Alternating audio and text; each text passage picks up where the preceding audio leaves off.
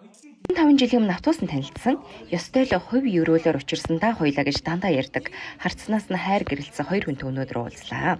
Гэрээсник чин зөрөгт гэдэг бол гэргийг нь баясгалан гэдэг юм байна.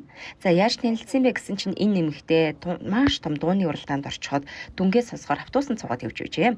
Тэгээд энэ хүнтэй танилцсан чинь нэг нь арьсан эдлийн дизайнер зохион бүтээгч таарад, нөгөө нь оюутлын технологич болж таарад. Ингээд гэр бүл болоод юу нөгөө урлаг бүрэн сайхан шууд Монгол гутал ойж эхлээд өдрөөс өдөртөө жилээс жилд бизнес өсөж өргөжөд одоо ихэнх хүний таньж мэддэг олон хүний нүд баясгасан баясах гэд брендийг бий болгожээ.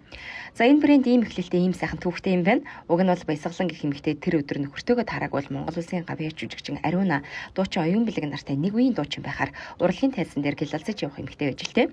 За тэгээд урлагийн хүнийг оюутлын салбарт оруулчихсан юм чинь гээд түүний нөхөр чин зөрөгт хожим хизээж битгий ихнэрээ харамсаасаа гэсэндээ өдөр бүр хичээнгүйл ажилласан өглөө оройг одоо шаргуу хөдөлмөрлсөн.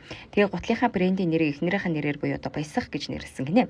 Ингээд энэ хоёр маань гутал хийхдээ үнэхээр хараа булаасан ямар тансаг юм бэ гэж уулгалдмаар янзын сайхан гутлуудыг 30 жил хийж байгаа юм байна.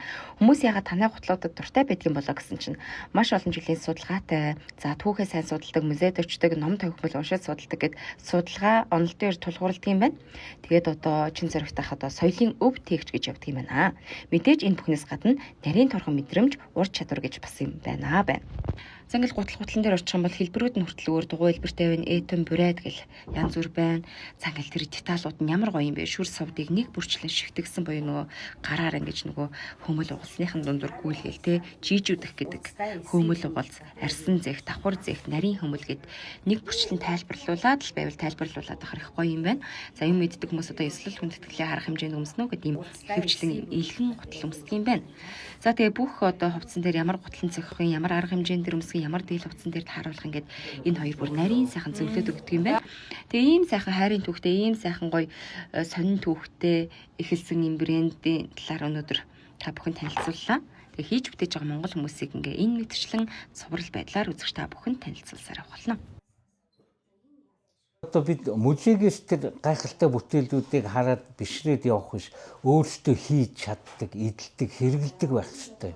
Ерөнхийдөө үндэсний гутал болоод энэ үндэсний өв соёлын юмнууд бол ерөнхийдөө жоохон холдчоод байгаа тэр амхандаа одоо санаа зовоод одоо тэгээд хийж байгаа юм л та. Тий. Энийг одоо нөгөө хурд хамтлагийн отгон баяр. Тий.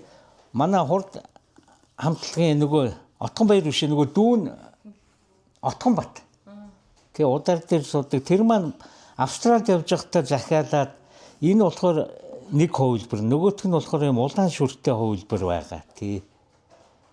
Ийм могон арьсаар тий бөмбөр дээр суудаг. Тэгээд энэ рок хамтлагуудын дунд ийм могон арьс аягүй модонд ороод байгаа юм байна. Өөрөө тэгж ийш.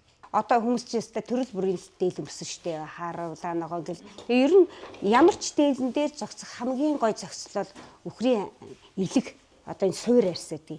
Одоо энэ илэг бол ер нь ямар ч дээлэн дээр ялангуяа хар өнгө бол ямар ч дээл. Жишээ нь зарим нэг хүмүүс нөгөө бор илэг юм уу одоо энэ хүрэн илэг авчихаар дээдлэлтэй заавал дээлээс өөрчлөх гэдэг. Хар өнгө бол ерөөсөө ялангуяа илэг бол ерөөсөө хамгийн суур өнгөд энэ бол ямар ч дээлэн дээр зогсноо л гэсэн.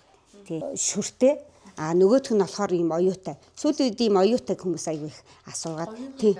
Одоо ялангуяа Дорноговь аймгийнх тий Дорноговьчууд одоо Дансан аривчгийн сүлд гэж явдаг байхгүй тий. Тэд нар ч бүр ийм хөшөө мөшөөтэй. Тэд нар бүр орж ирэл хөө манай нөгөө сүлд готл байна уу? Нөгөө хилэнц загвартай тий хилэнц шүртэй. Энийг одоо манайхан бүр маш их захиалж авч байгаа тий.